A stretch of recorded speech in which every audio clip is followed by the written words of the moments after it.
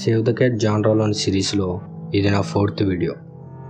ఈ సిరీస్ని 3 పార్ట్స్లో కంప్లీట్ చేద్దాం అనుకున్నాను, కానీ లాస్ట్ వీడియో లెంత్ ఎక్కువ అవడంతో ఈ సిరీస్ని ఈ వీడియోతో కంప్లీట్ చేస్తున్నాను. సో కొత్తగా ఈ ఛానల్కి ఎవరైనా వచ్చినట్లయితే తప్పకుండా సబ్స్క్రైబ్ చేసుకోండి.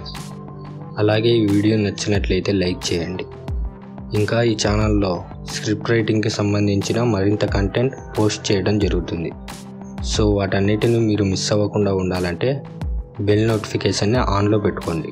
ఇక ఈ జానరాస్లో ఫైనల్గా నెంబర్ 10 సూపర్ హీరో.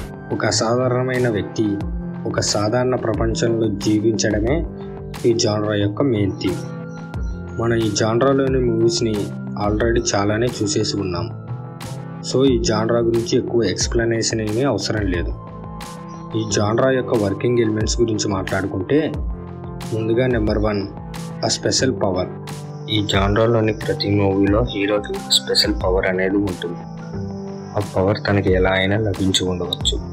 ఎగ్జాంపుల్కి మిన్నల్ మురళి మూవీలో పిడుగుపడటం వల్ల, క్రిస్లో ఏలియన్స్ వల్ల హీరోస్కి సూపర్ పవర్స్ వస్తే, హీరో మూవీలో శివకార్తికేయన్ అండ్ బ్యాట్మ్యాన్లో బ్రూస్ వెయిన్ లాంటి క్యారెక్టర్స్కి వాళ్ళు ఎలాంటి సూపర్ పవర్స్ లేకపోయినా తమ దగ్గర ఉన్న ఎబిలిటీస్తో సూపర్ హీరోస్లో మారుతారు. ఇలా ప్రతి సూపర్ హీరో మూవీస్లలో హీరోకి ఏదో ఒక రకమైన సూపర్ పవర్ ఏదో ఒక విధంగా లభిస్తుంది. Next number 2 super enemy. సింపుల్గా చెప్పాలంటే కథలోని మెయిన్ విలన్. మన హీరో మంచిని గెలిపించడానికి, న్యాయం పక్కన నిలబడడానికి లేదా ప్రపంచాన్ని కాపాడడం కోసం తాను ఎదిరించాల్సిన ఈవిల్ క్యారెక్టర్. ఈ క్యారెక్టర్ అనేది ఎక్కువ శాతం ఈవిల్ మైండ్ సెట్ని కలిగి ఉండి తన చుట్టూ ఉన్న వాళ్ళని లేదా మొత్తం ప్రపంచాన్నే తాను అనుకున్నది సాధించడం కోసం నాశనం చేసేంత క్రూయల్గా ఉంటుంది. ఇంకా పవర్స్లోను స్ట్రెంగ్త్లోను హీరోతో సమానంగా, కొన్నిసార్లు హీరో కన్నా ఎక్కువగానే కలిగి ఉంటుంది. ఫైనల్గా నెంబర్ 3 ఆ కర్స్. ఏదేమి జరిగినా చివరికి విలన్ని ఎదిరించి హీరోనే గెలుస్తాడు.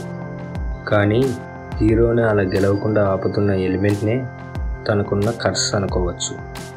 ఇది తనకున్న ఒక బలహీనత కావచ్చు, తన బలమేంటో తనకి పూర్తిగా తెలియకపోవడం కావచ్చు, లేదా తనను వెంటాడే గతం కావచ్చు.